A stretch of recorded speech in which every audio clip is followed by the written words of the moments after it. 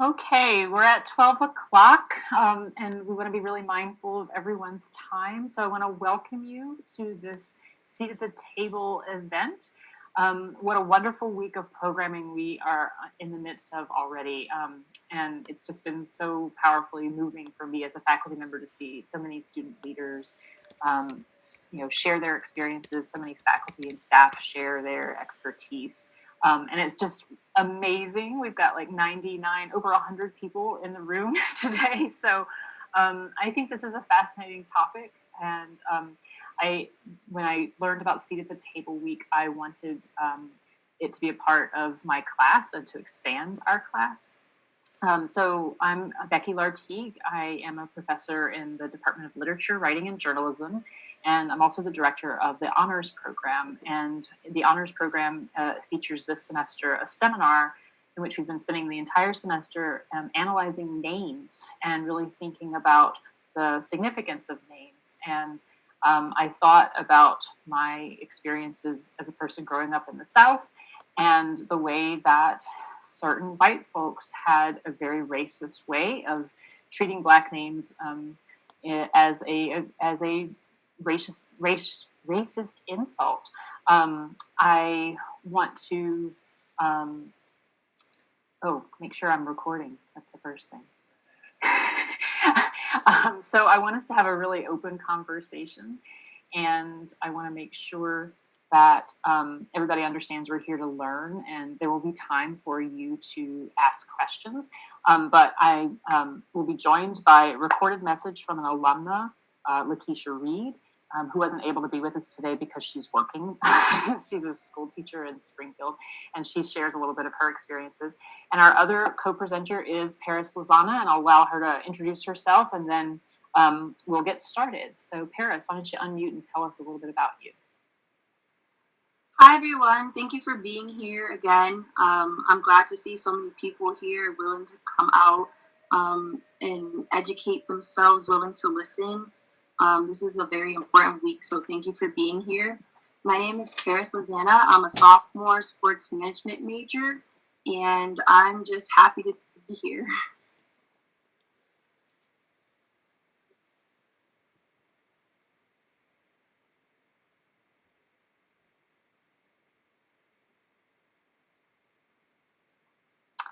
All right, so give me a second. I'm going to get our video set with Lakeisha in a short recorded message of her reflecting on her name. I've got to remember to share the audio with you. Just as a reminder, we are recording today's event to be able to share, and we are taking participants' names to be able to show how successful all of this great programming has been. So if you haven't already, do please make sure you've signed into the chat with your name.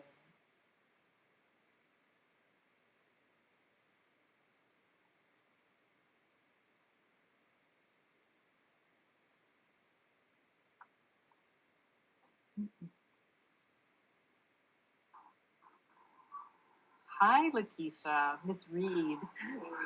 How are you doing? I'm good. How are you? Doing good. Good. Thank you for talking with us about the subject of names. And yes. I guess I would just want to start with how you feel about your names. My name, I feel, now that I've grown into it and I know the meaning behind it, I'm confident with it. I'm strong. And I feel good about it now.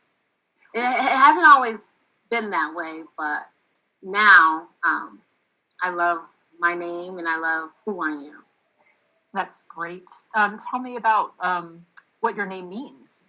Does it have a specific family meaning? Are you named after someone, or? Yeah, so I am named after my dad's cousin, actually his favorite cousin. They grew up together, and he had a cousin named Keisha. And he loved her name, and they always hung out with each other. And he told me one day that he told her that once he has a daughter, he's going to name her after her. So me being the firstborn girl, I got my name from her. And instead of him naming me Keisha, he named me Lakeisha. So that's where I know, my name derives from there. That's very special. So you said that you didn't always appreciate your name or feel comfortable with it. Do you want to say a little bit more about that? Did you ever experience any bullying or sort of microaggressions around your name that you would share with us? Yeah, so I don't think that necessarily I've experienced bullying or anything like that, but I think it was just an internal feeling.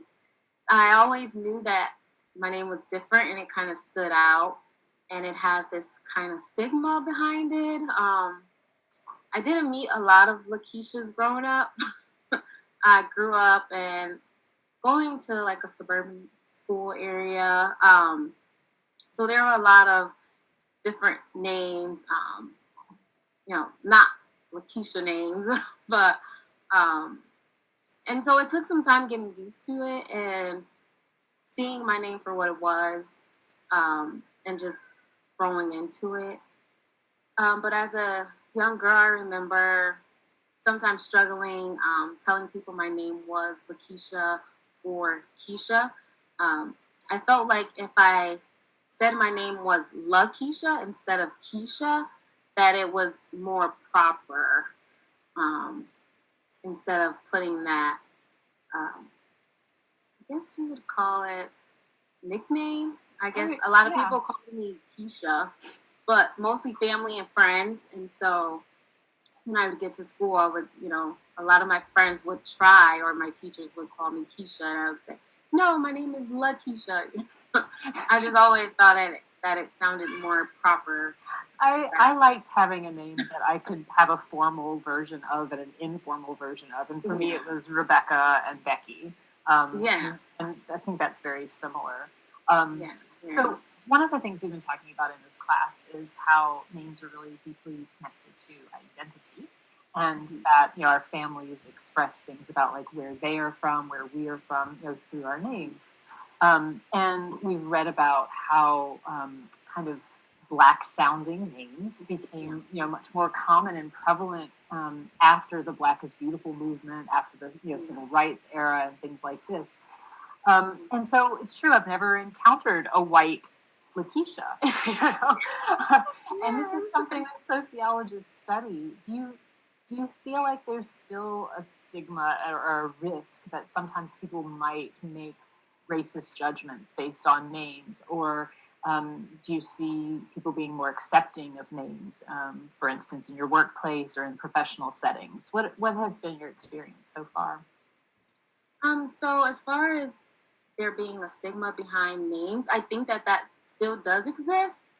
Sadly it does.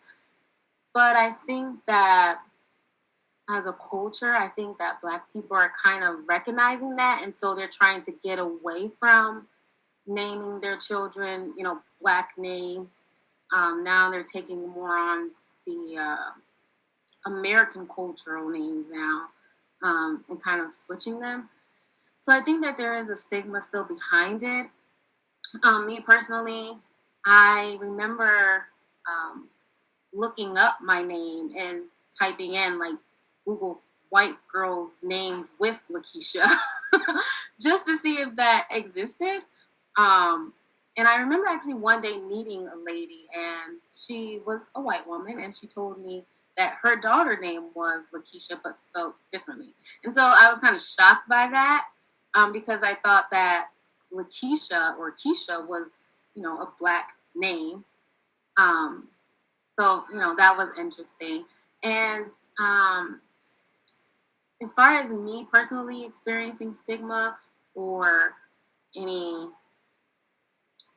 like attached to my name, I feel like when I would fill out applications or things like that, that I may be turned down because of my name. Because I feel like people would judge me based off of that. And it was sad in a way, but I had to get used to it and just realize, like, no, don't think that way. Don't think negative. They'll see your qualities before they, see your name. And sometimes I still kind of struggle with that, and I internalize things and, figure out, like, realize, like, and I ask myself, how far could you get with your name? And it's sad, but I still do kind of wonder, like, could I be this important, big, person in the CEO, world, yeah. like Lakeisha? But I think you'll be able to do anything you want to. I think you're Yeah. amazing. Lakeisha's an alum of Springfield College, and we were very fortunate to have her with us. So, I mean, we've talked a lot about that, how, the purpose of having conversations like this is to try to change people's assumptions, to get people to check their implicit biases so that they aren't participating in any kind of discrimination or marginalization of people, because we all want to be treated as individuals. So, I mean, obviously everyone has the right to name their children what they wish, and they take that decision very seriously. Do you think that decision to use names that are more assimilated to sort of the mainstream white culture, do you think that's a good strategy, or is that a loss of something? It's a good question. Personally, I think that it all depends, because I think it's a loss if we're talking about a sense of culture and having that identity and making other people realize, like, our names are who we are, and we're not different because of that. But then in a way, I feel like it's a way for people to be accepted. It's a hard, pill to swallow, but assimilating to the culture it's a way for us to be accepted into the community. It's a way for us to be accepted as individuals and not pinpointed or picked out because of our names. It's one less struggle potentially. Yeah. I mean, it is. I do remember encountering, a woman who was, serving our table, a young Black woman, and her name was Zoe. I'd never met a Black Zoe before. It was sort of like one of those really white names, Yeah. So I think, we keep putting it in air quotes, right? Black names and white names, because we realize these are sort of cultural constructions, but there's definitely advantages and disadvantages to expressing things through our names. Would you ever change your last name? For instance, if you got married? Yeah, I mean, I would be open to that, to changing my last name. I still try to, figure out, or like, I still try to think about what that would sound like, Lakeisha Thomas, Lakeisha Joe, because I'm so used to Lakeisha Reed. It's been who I am my entire life. So changing my last name, I think it's something that I would do, but it would be, weird. It still seems more culturally accepted, particularly for women, to change their names upon marriage. But we are experiencing times when a lot of people are changing other parts of their names for other reasons too. And so it's just interesting to me who's thought about it and how much thought they put into it. So. Yeah. Mm-hmm. Anything else you want to share? Have you ever seen anyone else experience something inappropriate around their names that made you uncomfortable? Because I mean, you're a very caring teacher, and so what are some of the practices that you try to use in your own classroom around your students' names? Well, I know the importance of like properly identifying someone, by their name, and so I really try to make it, a part of my job, and like it's a part of me to call my students, by their correct pronunciation of their names. So if I don't know, of course I ask them. I've come across some interesting, cultural names that I find to be, I'm like, wow, like this is so cool. Like I love that, a lot of people aren't assimilating to, what is considered acceptable. And so it's good just seeing that even in my younger students. They're in second grade now, so they really don't, pay attention to that. But I know that when they get older, they'll start to see that their name is different. And I hope that, they'll become like me one day and just love who they are, love their name, no matter what. So I really try to do my best at making them feel good about who they are. So I am. I have no doubts. Yes, I do. Thank you for talking with us, Lakeisha. Really appreciate it. And we'll stay in touch. Yes, thank you for having me.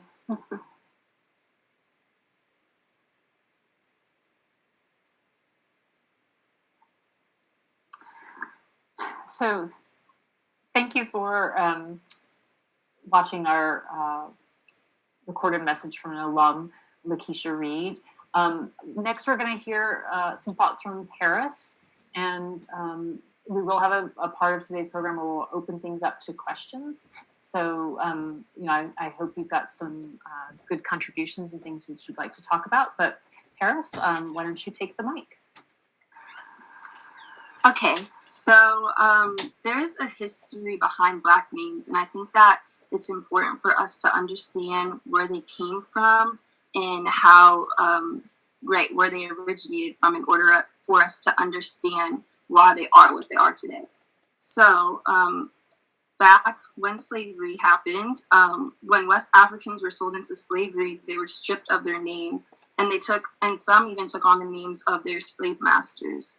So just take a couple of seconds. Imagine being stolen from your front yard, shipped thousands of miles from your home, and having your identity being completely erased. Like, just let that resonate for a second.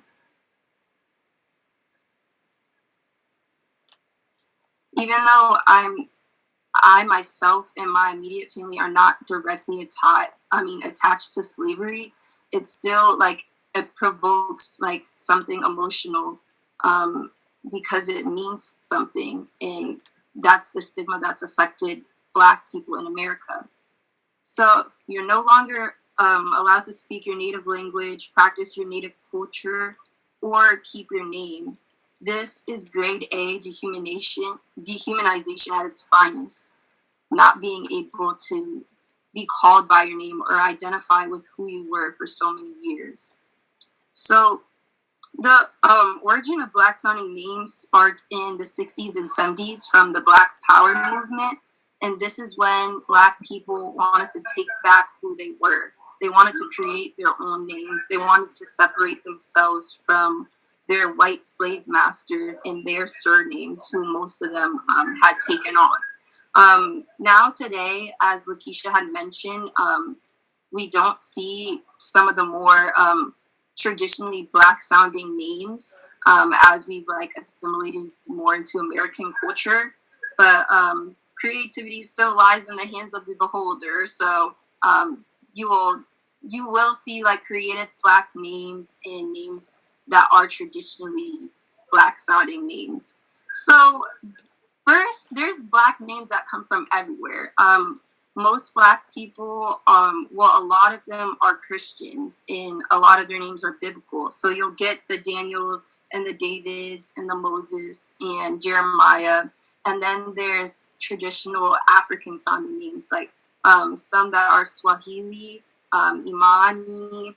Then you'll get French names like Andre and Lamar. Like Lamar is not directly French, but La Mer, I think mer is the French translation for ocean. So that's where you get Lamar from.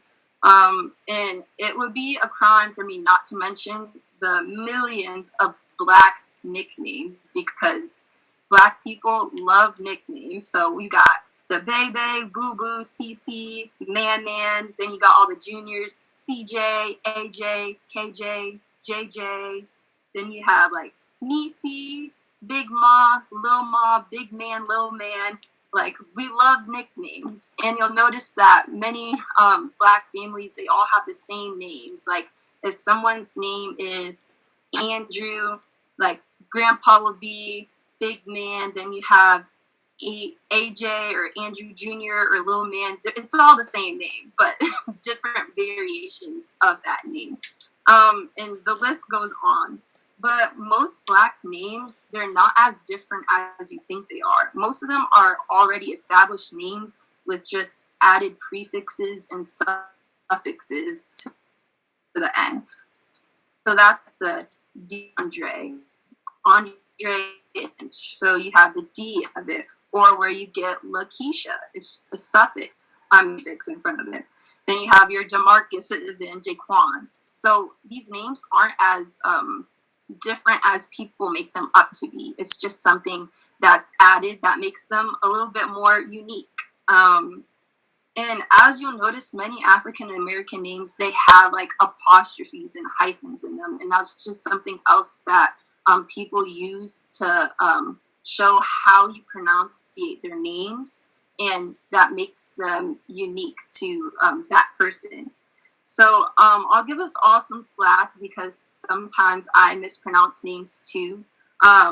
And it's hard, and that's why it's important to ask. You should always ask a person how you pronounce their name, and keep practicing until you get it right. And don't be afraid to keep asking them. I'm sure that people will appreciate you getting their name right than continuously saying it wrong.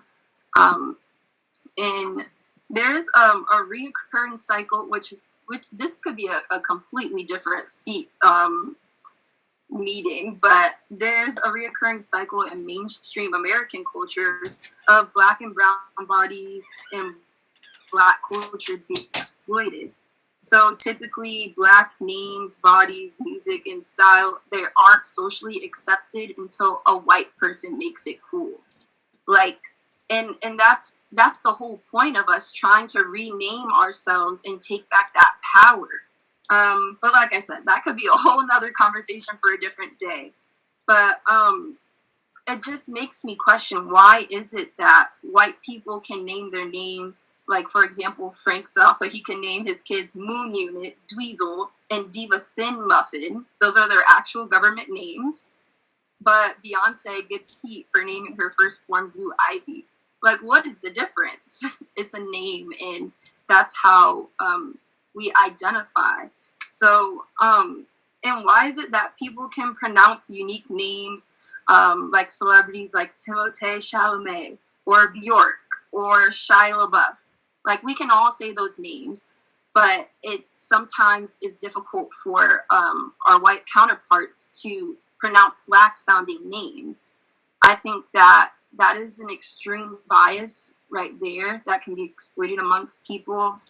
Like, we can say all these names, but we can't say like Sade or Shanice or Kwame or Tremaine, like your traditional Black sounding names.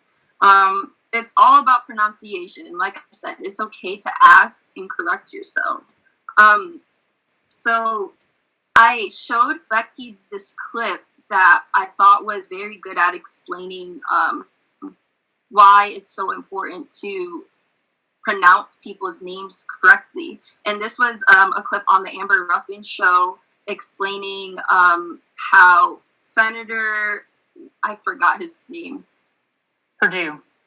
Yes, Senator Purdue repeatedly mispronouncing Kamala Harris's name. Even though they've been in the Senate together for 3 years, he does it on purpose. So I don't know if you have that queued up.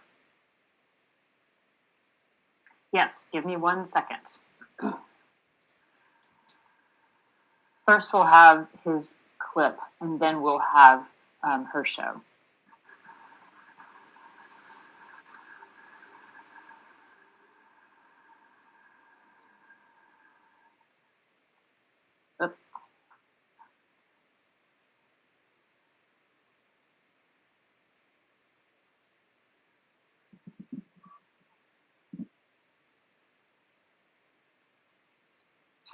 But the most insidious thing that Chuck Schumer and Joe Biden are trying to perpetrate, and Bernie and Elizabeth and Kamala, I don't know. Whatever, they're trying to perpetrate a lie. And that is that... There you go. Mispronunciation at its finest. And it's intentional. It's not even like he was trying to do it. And he knows her name. that's where people have issues with it. So now we'll watch the thread on Amber Ruffin's show. Senator David Perdue mispronounced Kamala Harris's name, and worse, he did it on purpose. But the most insidious thing that Chuck Schumer and Joe Biden are trying to perpetrate, and Bernie and Elizabeth and Kamala, I don't know. Whatever. That really made me mad. Senator Perdue has worked with Kamala Harris in the Senate for 3 years. He knows her name, and he definitely knows how to pronounce it. I am sick of white people acting like Kamala is just a name you can't say. Guess what? If you refuse to learn someone's name because it belongs to a person of color, you are a racist. You know how I know? Because here are some of the names that white people always get right. Emily Ratajkowski, Timothée Chalamet, Saoirse Ronan, Cher. White people love to be like, your name is too hard. Please meet my daughter, Sinead. Look, here's a little history lesson for you. One of the only things black people really gained control of in the history of this country is what we name our children. When black folks got off slave ships, white people renamed us. So when we finally got some freedom, we decided to take our names back. We took our power back. So you get Keishas and Shanikas and Devantes on your roll call, and there is power in those names. And if you are willing to learn a white Eastern European name that has no vowels, but can't wrap your head around Kamala, you need to ask yourself why.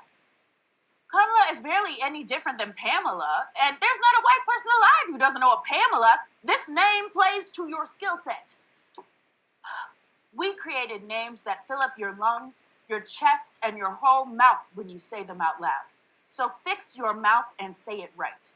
We have beautiful, melodious names that tell the story of being black in America, like mine, Amber Mildred Ruffin. Okay, that's not the best example, but my writers' names are Shantira Jackson, Dwayne Perkins, and Oluwademolade Adejuibe. I'm just letting you know that now, because when you try to talk to them and get their names wrong for the 40th time, we will know exactly where you're coming from. I am Amber Ruffin, and this is the Amber Ruffin Show. Don't you forget it. Period. Don't you forget it.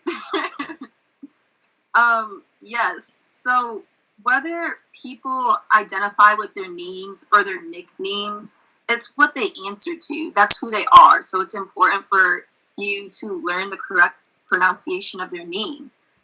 There's power in Black people saying they'll no longer answer to the whitewashed versions of their names or their original white names. There's power behind that, and there's meaning behind that. So that's why it's so important to learn these names. That's who they are. And now I'll talk about my name, a little bit about my name.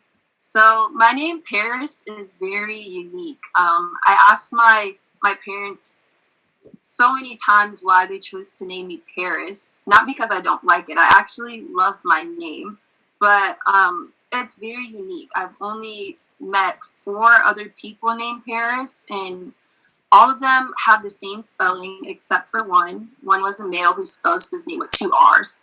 But I love it, and I think it's very original. So my father says he named me Paris because he thought it was special. He knew that back in the day, Blacks would travel to Paris from here in the States to flee racism because there was less racism there at the time, especially artists. They wouldn't be judged for the color of their skin, and they could come here and, develop their craft without fears of racism or prejudice. And he also wanted me to have sort of a curiosity of the world and want to travel. And I can't say that I do have that sort of curiosity, but maybe it's attributed to my name, or maybe it's just my personality, but that's what it is. So I personally have never experienced prejudice or racist comments towards my name directly. I know my name isn't a traditional Black sounding name. It doesn't have apostrophes or hyphens, but I couldn't tell you if I had ever been passed up for an opportunity or an internship or some sort of job based on my name on paper. but I can say that I do love my name. It sticks, and most people find it hard to forget Paris. And that is a key thing in why Black people name their children what they do. They want it to stick. They want it to be memorable. And once you learn their names, it's going to be pretty hard for you to forget them. So I hope that resonates with you all.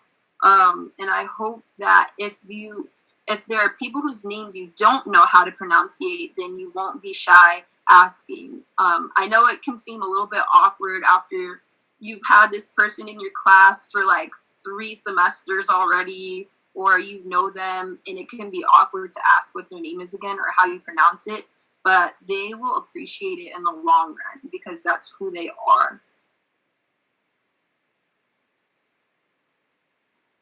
Thank you so much, Paris. That was lovely. And I just love your overall message. And I think what we heard from Lakeisha as well, that, and I'm talking to the white folks, especially in the room right now, that Black names and all other names that express ethnic or immigrant identity, other cultural identities, shouldn't be viewed as a problem to be solved. There is a richness, the way that both you and Lakeisha spoke about your names was just so beautiful. How clearly it connected you to your families and to your identity and your sense of self.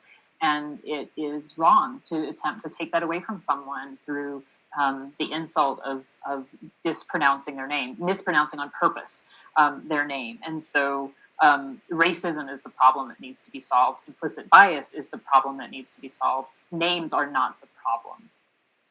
So with that, we can kind of transition to more of a conversation, to questions. If you have something you would like to add to our conversation, if you would type your name in the chat, or if you have a question you would like to ask. Paris is here. She's not going to be the only person on the spot answering the questions.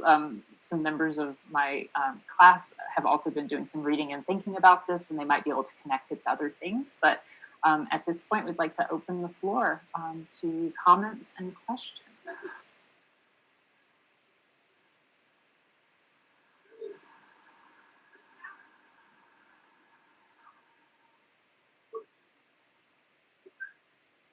Can I speak? Who's speaking? Go ahead. Jennifer, it's yes. Jennifer. Hello. Yes, go Jennifer. So as you can tell, my name is Jennifer. It's the whitest name ever. But my parents actually chose this name because it was a white name. Like, they didn't want to name me a Black name because they thought that I wouldn't be able to succeed in the work environment or like even in a school setting. But I still get like my last name is Shalera, and people still mess that up, and it's not even like a Black name, it's a French name. So, I really resonate with the video that she showed. Like, people name their child Apple and like other weird things, like the Tesla driver, whatever. He named his kid like XR or something, and like people are fine with it. So it kind of like, yeah, it kind of just like, it's crazy how like society could accept those names, but like they just can't, I don't know if I'm saying it correctly, but like they just can't come to terms with like black names, or like just say it, or like ask. Yeah, that's it. Thank you, Jennifer. I mean, absolutely. We've talked about, Gwyneth Paltrow naming her daughter Apple, right? She didn't get the same kind of blowback, right? So this is also about social status, right? It's also about economic status, but it's a lot about race. And I think that, your story shares that. Can I can agree. Oh, go ahead. Another Jennifer. Or is that who speak? Yeah, I was just going to share that. So to echo Jennifer, I'm in the same boat. My mom said the same thing. She named me Jennifer because she wanted to ensure that I would be able to get a job later in life. And my last name before I got married was Deschiel, and that is French as well. And so people would struggle with that. And the other part of it is when you walk in the room and people didn't realize that you're Black. And so you get the look of, oh, you're Jennifer. And it's that look, and it's so difficult to walk into spaces and just have that. Why can't I have, as a Black female, why am I not allowed to be named Jennifer? And it's clear that's the look. It's, ooh, your name is Jennifer. Oh, you're it. And it's like, well, yes, but why is that not okay? And so I heard what Paris was saying about, the people have a pride in their names and it's a choice. And so at some point, I would just like to be proud of my name and not, it doesn't matter if it was black sounding or white sounding or whatever. Can I just be proud of my name? And so that becomes the battle of when do we get to the point where it's just a name? And so who cares what the name is? Why are we worried about the name? Why do we make such a big deal about the name? And it's very hard for people of color to have names that are traditionally white sounding names, and you go into spaces and you already on guard, you know what's going to happen. And I get the look all the time. And when you get it, you're just like, I'm still not accepted. And my name still wasn't enough. It didn't matter. And so I have those conversations with my mom, and not that I blame them or anything, but it still wasn't enough. No, thank you very much, because that proves this argument that this isn't an issue with names. This is an issue with America's problem with racism. That's the true problem here. It's not about names themselves. Becky and Paris, I saw Professor Logan put her hand up. Please. Yes. I want to echo, both Jennifers, but especially our colleague who just shared. It really didn't hit me in regards to my name. Well, I grew up where there were lots of people whose middle names were Renee. So that had to do with like Angela and Renee at the time. So I'm kind of dating myself. So I have lots of friends whose middle names are Renee. But it didn't hit me about white sounding and black sounding names. To me, names were names until I got to high school. The high school I went to an all-girl Catholic high school. It's historically and continues to remain predominantly white. Seniors would have a freshman sister. And so there was just this big thing about, meeting your senior sister. And my senior sister was white. And I realized that my classmates who had black sounding names had black big sisters because it was easy to identify. Whereas Stephanie Logan, even though I had two other Stephanies in my class, it wasn't evident as to how I identified.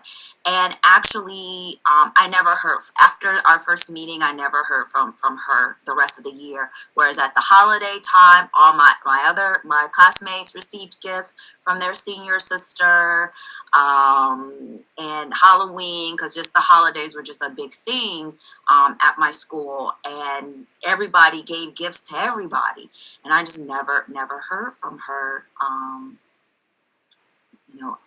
again.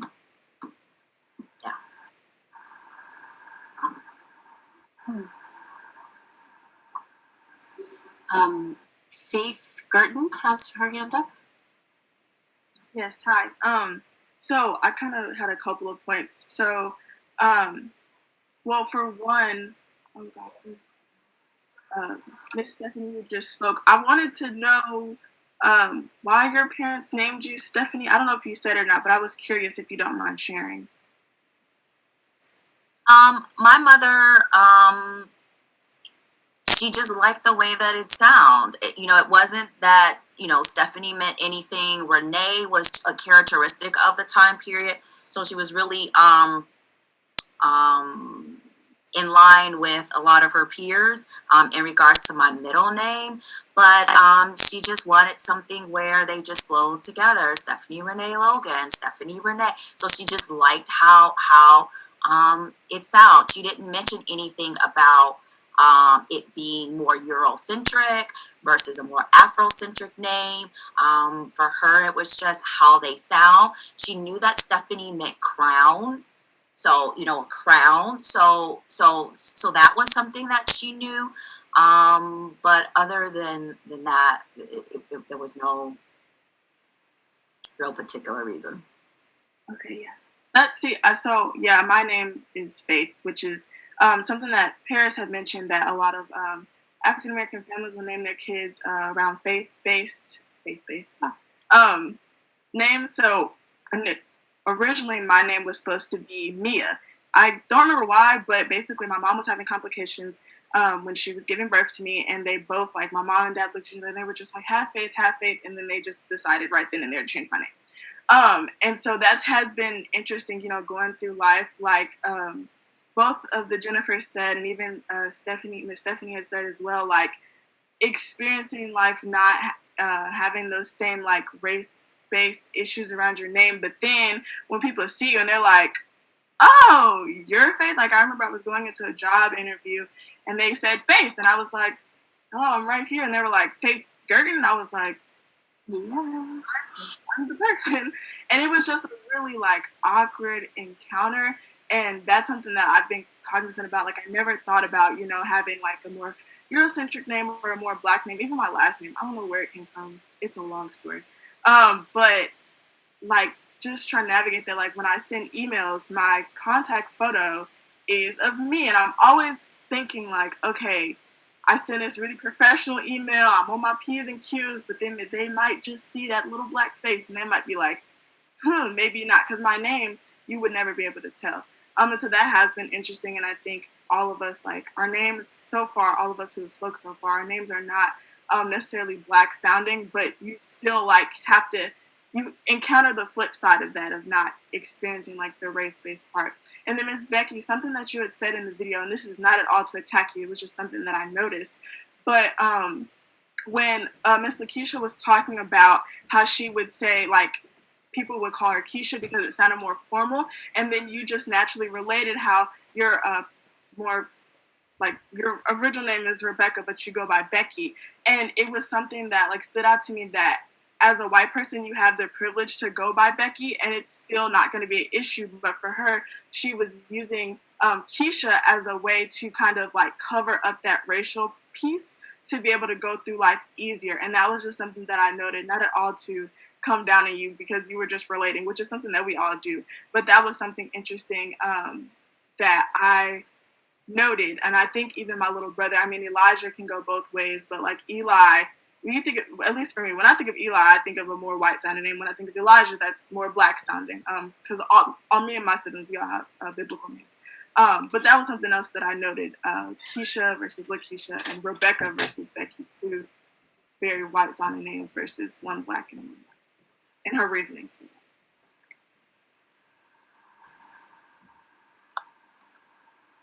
Thank you for that comment. We have a couple other in the chat that I want people to have a chance. Is that what you were going to prompt, Justine? Is Charity the first and then Nadia? Yeah, I was just going to say that there's a really great conversation happening in the chat as well. And I don't know if we wanted to acknowledge that. So yeah, go ahead.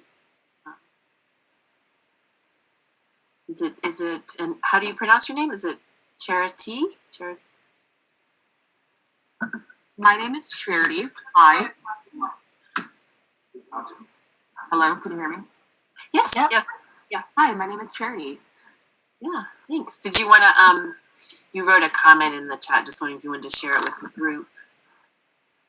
Yeah, absolutely. So, sorry, I'm going back and forth in the office. I have the name Charity. It's not spelled traditionally. It's Charity with an I-E instead of a Y. And I've been working with my colleagues for the last 2 years in my job. Sorry, I apologize for that. So I've been working with my colleagues for the last 2 years, and I have an executive who works with me, and not my direct supervisor, but one who I work with in the same team that we work on. It's all childcare related. And every email, every time that we talk, he will spell my name Charity with a Y. And I'm like, oh, like, it's not a big deal. It's not anything that I need to worry about. Like, it's the traditional spelling of Charity. But then I started thinking about it, and I was like, all right, so I sign this in every single email. I have it right there. Like, you're responding to my email that has my name. But then it started to get to the point where we're in professional meetings and agendas are getting printed out, and my name is spelled incorrectly on there. And then I'm spelling it, and then people are correcting the spelling of my name. So I was like, all right, finally got up the courage. It was actually because of these seat at the table discussions that I was like, I'm going to be brave. So last week I texted him and I was like, hey, there's a typo on the agenda. My name is actually Charity with an IE instead of a Y. So I would appreciate it. And I forced myself not to apologize because I think that I drafted up that email probably 15 times, and in it was a different apology in 10 different ways to say, like, I'm so sorry for the bother. It's just a little thing. And I was like, hey, like the last email was, I just want to let you know there's a typo on the agenda. My name is Charity with an IE. I appreciate you correcting this for the future. And that was it. And I sent it and I felt so great about it. Thank you for sharing. I'm glad you were able to realize that it's not something you should be apologizing for. It's not on you. It's definitely on their part to fix the spelling of your name because that's how you spell it. So thank you for being brave enough for sharing, one, and for not apologizing for your name because that's who you are and you have every right to be proud of the spelling of your name and how you pronounce it. Yes, thank you for that. And Nadia has a comment too. You want to share that, Nadia?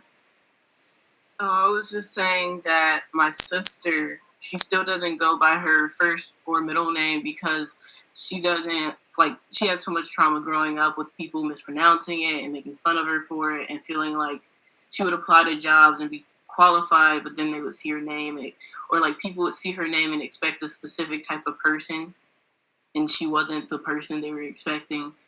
So she doesn't go by her first name anymore.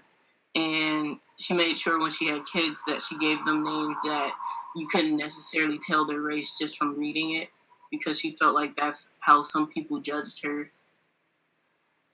Thank you for that, Nadia. I mean, again, we're seeing lots of examples of privilege, something that white folks kind of just don't have to think about. That is a very fraught and sort of complicated decision for Black parents. Do they give a name that represents part of their identity and their pride in where they're coming from, or do they have to hide that? I mean, Irish names, as Amber Ruffin pointed out, are an accepted way to show your pride in your heritage, and yet a lot of Black Americans face this real struggle of picking an assimilative name versus a name that's expressive of Black identity in some way. George Kelly has his hand raised, and I see Carolina. So, George?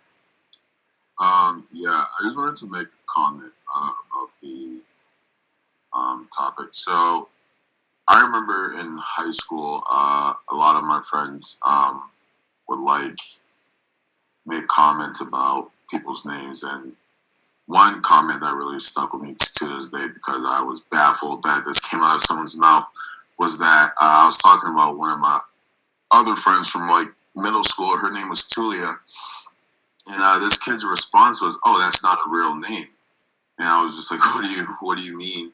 That's not a real name? Like, what's a real name?" And he's like, "Well, like a real name is blah blah." And he gave all these biblical names like Michael and Mark and all kinds of blah blah blah. But I'm like, well, all those names are made up too. Every name is made up. Like, what makes this name different? You're just not used to hearing it. But one thing that stuck with me with that, and the whole people not being able to pronounce certain names, I feel like I can understand that. Like some things you come across more commonly, and some things you don't, and so you struggle here and there. But taking the time to actually learn how to say someone's name and how to spell someone's name is a level of respect that should be shown to anyone, and especially in a professional setting, not taking care to do that, I find that extremely disrespectful, and how that can be allowed in any capacity, just baffles me. I think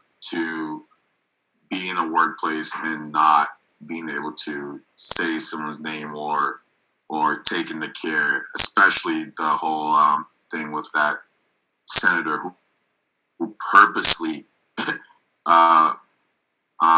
said Kamala Harris's name wrong. That was so hard to watch because he stood there and made fun of her name on purpose. But yeah, I think it comes down to a respect thing, and that respect not being shown to people of color in instances where names are involved, and where like if there's a difficult sounding name or a name you're not used to as a white person, like there seem to be this caretaking to like get the name right and spell it right, but not the same care given when the thought is, oh, this name is coming from a person of color. So that's just my spiel. Thank you. Thank you, George. We have a couple more hands. So Carolina, if I'm pronouncing that right, and then Burns, you'll tell us how to pronounce your first name. Taneke, perhaps, but you'll tell us. Yeah, so I just have a comment. I am a Latina, and my name is pronounced Carolina. You said it well, Becky. So I have this situation happen to me, and I just would like to know, like, how can I address, like, if this happen again. I live in a very predominant white neighborhood, and basically all the time I am the only person of color in the room. So I was in this gathering, and there was this older white man that he was, he was calling me Carolina. And the first time, like, everybody knew how my name was, but like nobody said anything, and I was just like, oh, maybe he just doesn't know how it is.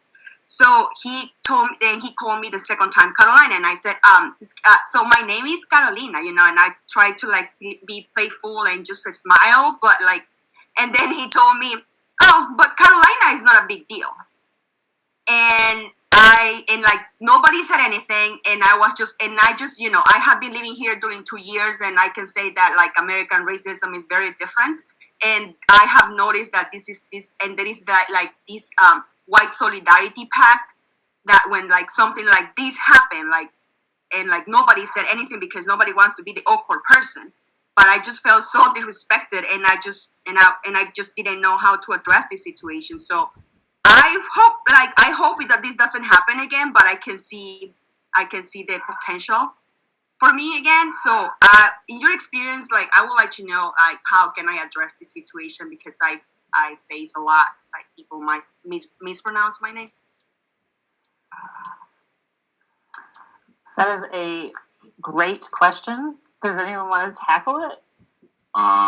Yeah, if I can respond to that. So my middle name is Jamelle, and when I've gotten Tommel and Toenail, all kinds of things, and I remember I would like try and take like a polite route of like correcting people, and they'd still get it wrong, and it's really frustrating. So like I just like go out and say like, hey, that's not how you say my name. This is how you say it. And I remember one time I received some backlash from this professor, or no, it wasn't a professor, it was a teacher. She said, I apologize, but like the way you commented about that, like she felt disrespected that I corrected her in the way I did, when this was like the third time she mispronounced my name. So I'm like, no, you should get my name right, or don't address me. Like, simple as that. And like, you might not be in a situation where you can like be that direct, but I think it's extremely disrespectful to not say someone's name right. Like, it's just not something that should be allowed, especially like after you've already been like asked or told to say it right and you still don't. It's so disrespectful, and to even question somebody's name is absurd and should just be shut down immediately. I would have no tolerance for it, to be honest. Yeah, George, I would be really drawn to sarcasm personally, and that's not always the effective route. It's often counterproductive to call George Frank or something, like see how they like it.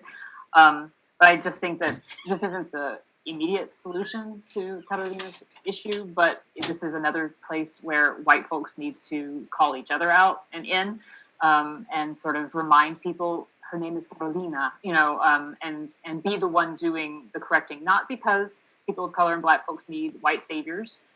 You've advocated for yourself, but just to share in calling it and identifying it when possible, because possibly, that might be the thing that gets their attention. Other possible solutions or interventions or suggestions? All of the things that you mentioned, Carolina, are so true.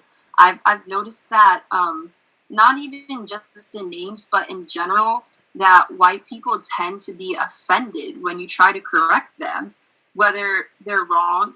I mean, you could be clearly right. Like, how could you not know your own name, but you're trying to correct me on my name? I just don't understand. Sometimes they get offended when you try to correct them, even though they're clearly wrong. So I think that is a problem. It's a superiority complex for them not to want to correct themselves. But I completely agree. It's a respect thing, and I think you should let people know what your name is, and don't keep pestering them until they get it right. Because I mean, it's not even pestering. It's not nagging. That is your name, and that is what you go by. So you keep telling them the proper way to pronounce your name. We have a lot more hands here. I'd love to get in. Felicia, want to speak to this, and then we'll go back to Taneke and Faith. Yeah, I think I just wanted to say I think that even today we kind of modeled this with Faith, and Faith creating a space and being brave to ask, or to share with Becky sort of her compassionate and intentional comment around names, right? And I think we can create spaces like that where we don't have to be defensive, but really coming from a place of compassion and intention, and thinking about, the importance of names and the importance of the conversation. And so I think we modeled some of that just now, and I wanted to acknowledge that and validate that we are doing that. In this space, we are actually doing that right now. Throughout this week, we are doing that, and I think it's really important. And so I invite us all to continue to have these conversations and to utilize these spaces as brave spaces to challenge each other in ways where we make mistakes, and we are not going to always be perfect because we are perfectly imperfect beings. But I thought that was a start to a way of modeling that, and so I just wanted to acknowledge that and say that I observed that, and I think it's important to bring to light. Thank you, Felicia.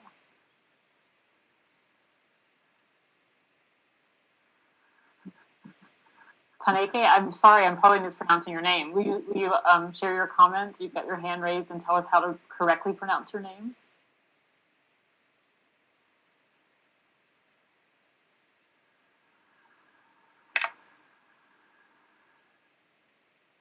We'll try to get you back in. Faith has her hand raised, and then Will. Yeah, just back to the question of like, how do you, continue to navigate a situation where a white person does not want to pronounce your name correctly? I just think in that instance, like, he said, oh, well, I think the other pronunciation is nice. Okay, well, that's not how you pronounce my name. I think it's really just, okay, you take that in, but then next time he mispronounces it, literally just say, actually, it's this way. And each time just do that. Like Paris has said, just keep picking at it because that's your name. Like, if you're okay with the other pronunciation, so okay, that's cool. But if you're not, most definitely just keep going, like keep looking at it, like every time correct them, even if it's like mid-sentence. Actually get my name correct because that's who I am. I'm not sitting here disrespecting you, so please do not disrespect me. So that's how I would go about the situation. But I feel that sometimes it's hard because it's like you are the only, well, in my case, I'm very outspoken, but sometimes I have been, labeled as the angry woman of color because I defend myself. I have an accent, and people in the meetings, they just say like things like, I didn't understand because you were pronouncing my name with J instead of Y, things like that, and I, and I'm like, well, I have an accent. I can speak two languages, like, and I can see how white people can get so uncomfortable, and then I'm labeled as like an angry woman of color. So it's just like it's very hard, and that was the first time that happened to me. And when I saw that, and nobody said anything, and like everybody pretend that was not like a really rude comment, I was just like, okay, so I'm gonna start like defending myself. But it's like, but I have that label of like I am difficult and I am divisive and I'm like an angry woman of color. So it's just very hard to navigate those situations. But I really appreciate that you are having this conversation, totally. Thank you. Will, and then Johan, or you'll tell us how to correctly pronounce. Sorry, Becky. I think is it Taneki or Tanika? Because she was ready or he was ready to speak. Yes, I tried to recognize. Yes, now we can hear you. Wonderful. Okay. Okay, so it's actually Tanique. It's pronounced Tanique. And I just wanted to say I think this is wonderful. My name is Tanique Shanae, and I always felt self-conscious about it growing up. For whatever reason, I would have preferred the Shanae first. So I would tell people it was Shanae because I thought that was more Anglo-Saxon as opposed to Tanique. And as I've gotten older, because I'm in my late 40s, I appreciate my first name more. But I always have to obviously spell it and then say it, and people still say, "Oh, okay, Tanika," because they're more used to Tanikas or Tanikas and not a Tanique. And I work in the medical field, and I had to speak to a nurse one day, and I said it, I pronounced it, and she's like, "Oh, well, I think that's pretty," and I was like, "Excuse me." So there's like always this microaggression. I completely agree with when I put my name on a resume. There's that fear that someone will automatically think that I'm less than qualified for any one position. And I've also, because I speak quote unquote proper English, people are very, they're very, they're surprised when I speak. And, "Oh, you speak so well," as if that wasn't something that should have been coming out the mouth of a woman of color. So I just wanted to thank you so much. Thank you for that, Tanique. And George Kelly helped co-present on a question of Black English and the ability of Black Americans to code switch between standard English in their professional lives and home varieties that they might speak. So you can look for that recording, and perhaps that'll be interesting to you. Justine, you'll help me keep track. Is it Will next and then Johan? Yeah, and then there was also an interesting conversation in the chat about, I'm sorry, I'm forgetting who brought it up, about, the sort of thoughts around white people naming children names that might be considered Black too. So, yeah. That's a great question. Let's hear from our next people in line, and then we can maybe turn to that if anyone wants to address that. Thank you for this conversation, and I also want to acknowledge that there's some interesting moments of self-reflection too, by white people as well as by people of color responding to that. I think it's really, the group chat is excellent. What's going on in there? It's really interesting. I just wanted to point out that one of the things that I noticed, right, recurring in here, right, is a lot of the situations in which it's not just a problem but a persistent problem are in positions, right, of asymmetrical power relationships, right? A lot of stories about teachers mispronouncing student names, stories about employers being surprised that you're Jennifer, right, as if they had an expectation of who Jennifer was. And it reminds me to think about and be conscious of how important it is to have people, not just many different racial backgrounds, but of many different, just like group, socioeconomic backgrounds, linguistic backgrounds, right, in positions of power. And one thing that I'm not criticizing our school exactly, but the number of the proportion of faculty who are faculty of color is really, really low, and I find it disheartening sometimes, right, as a self-identified white person, to be to see so much lack of, like, so much homogeneity, right, among my colleagues. Sometimes it's frustrating. And I know that, like, Carolina's story was not the same, but there's a certain kind of power imbalance that goes into that when you're in a neighborhood that's predominantly white, right? Like, that you become this sort of, like, almost tokenized or marginalized figure within your own neighborhood, right? And how unfortunate and uncomfortable that then is. And so I just want to thank everybody again and just point out the power issue.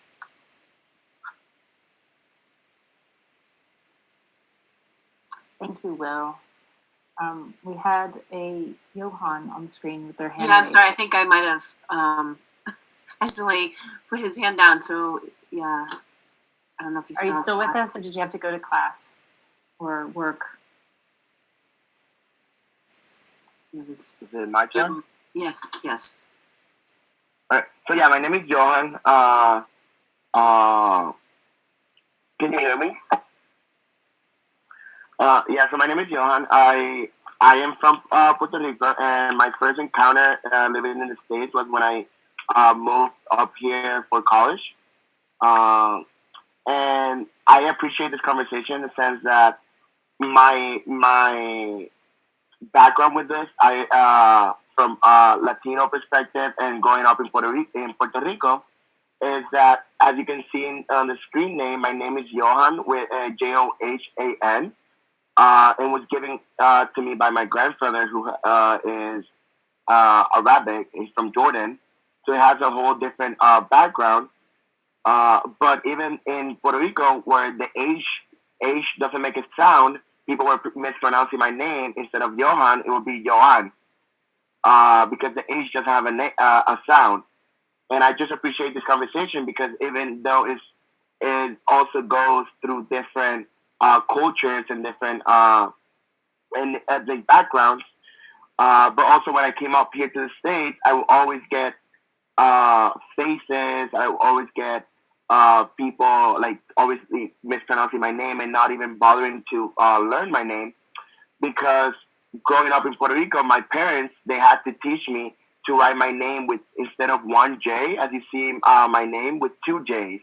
I write it, and this is just a custom, Johjan, because my name is Johan, and I had to learn it that way. I had to, like, when I was writing it and everything, just to let people know that that's the way I like to have it pronounced. But here in the States, in English, the H makes a J sound in Spanish. So I had to explain to people why I write it with two J's, but why is it actually with one J. And I actually do remember, I actually had a class with Felicia, and I remember she actually, like, the first day making sure that she pronounced my name well.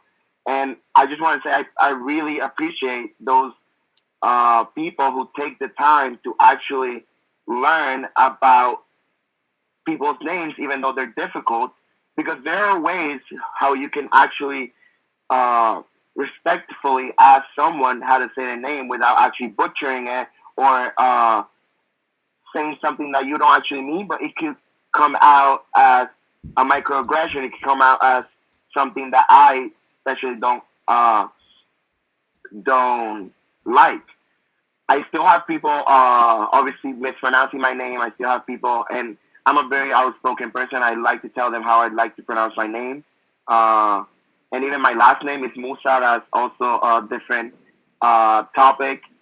And even I have people like give me different nicknames. When I got here, I have a Springfield. I'm a grad student now, but 4 years ago when I got here, I also got a nickname, which I don't mind. I grew into it.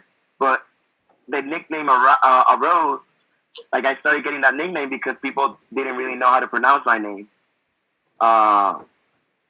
Back then, it was a friend gave it to me, and it kept going. So I like it now, and I grew into it. But it's just I appreciate this conversation of how also different backgrounds, different cultures go through this, and there's ways how you can actually ask someone how to respectfully say their name, even the last name, because everyone has different backgrounds. Even I work in the call center, and we have to deal with a lot of different names. And what I tell my callers is that if you don't know how to pronounce that person's name, make sure you ask them. That's the respectful way.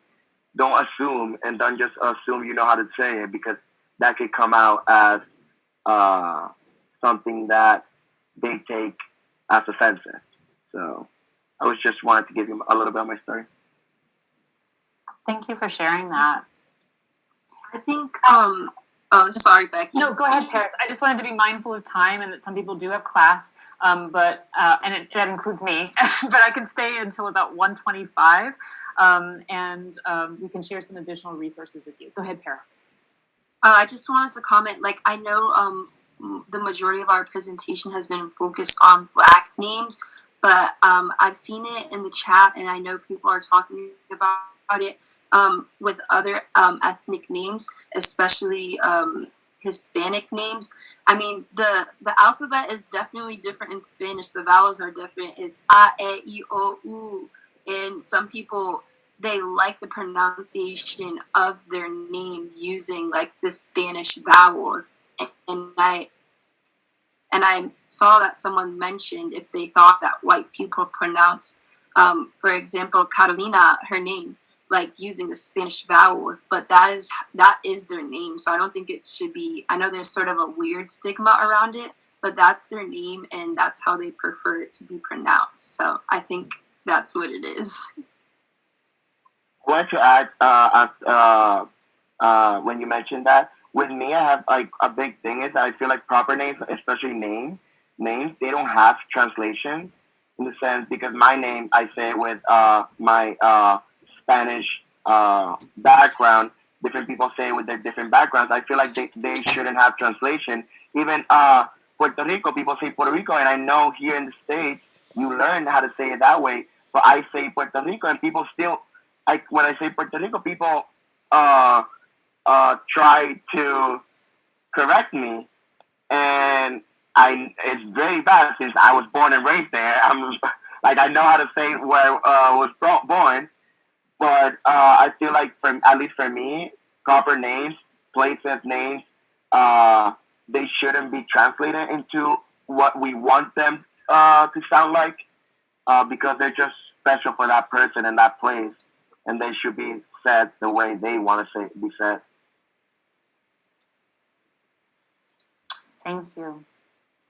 Leslie Rotundo has her hand up.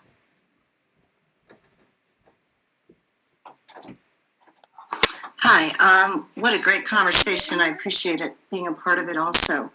I just had two comments I wanted to think about. One is, as an educator, whenever I have a new class list, I make a point day one of going over the list with my students in front of me. And I know a lot of times a student will say, well, you can call me, or I will say, do you have a nickname? Do you have a preference? It's just as we've all said, it's respectful. Asking someone what their name is and how they'd like to have it pronounced is really important. And it doesn't matter what color of skin we are, what ethnic background, whatever, we all have a name and we have that right to be called what we want to be called. Keeping that in mind, I'm conscious of people saying and very aware of the written expression and how we put our names down and how it can be interpreted. And that really is something to think about. My name is Leslie. My parents chose to spell my name Leslie according to the male version of spelling Leslie. So it's quite surprising when I walk into a room sometimes too that I'm not a male. I present myself as a female, but in seeing the names. So we have to be conscious, and it's always important to double check. Why not? These are people's names. Be respectful for them.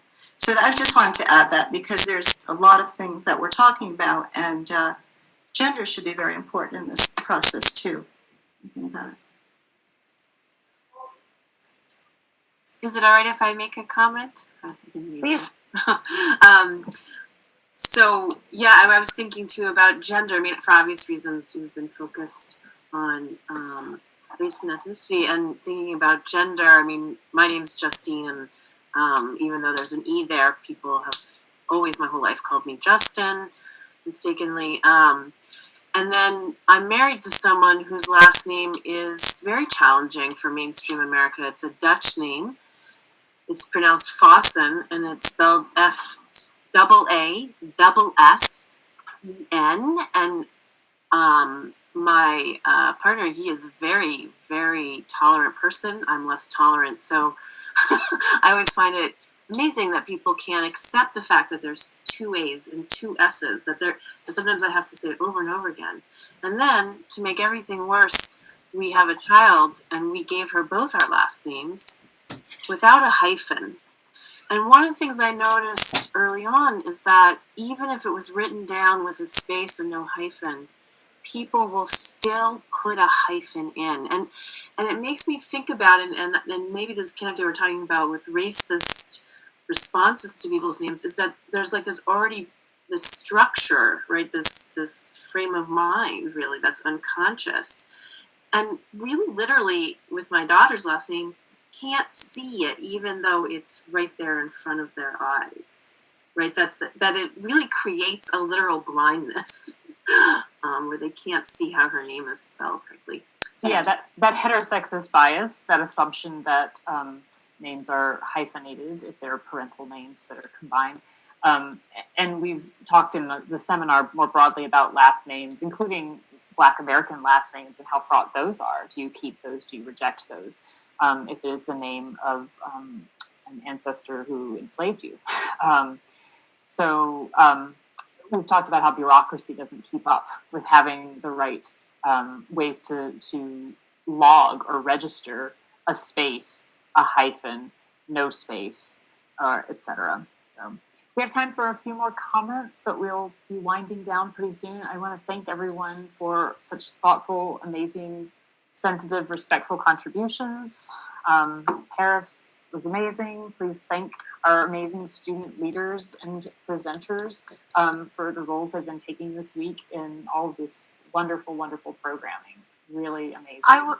I was wondering if I could add to Leslie's comment about gender as well. So I work in a pharmacy, and all day my job consists of looking up people's names on the computer.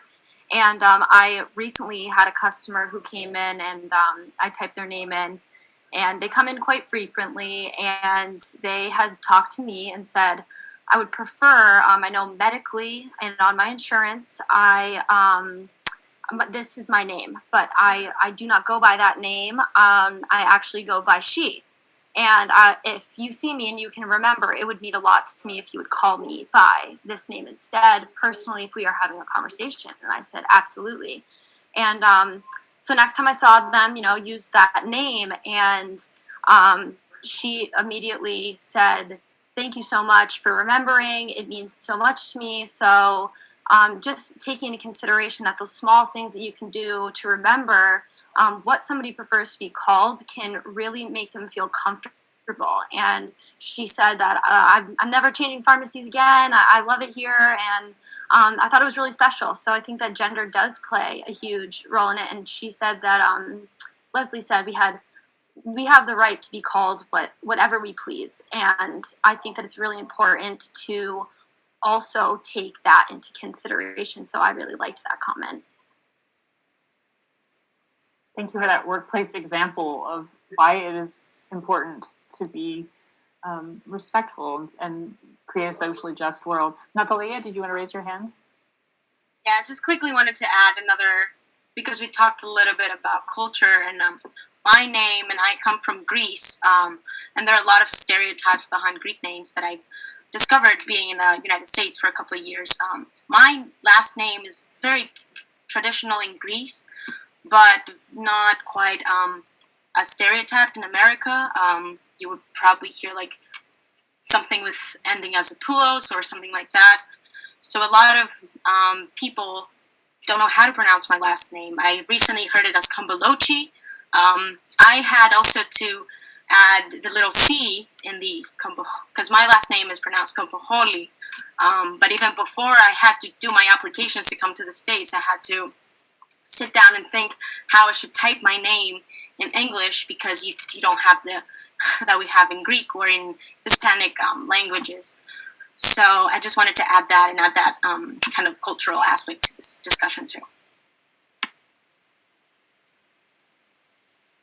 Great. There's also a really interesting conversation about exchange students, and right, I think Brinsley and a couple others, Nicole. I don't know if you want to talk about that.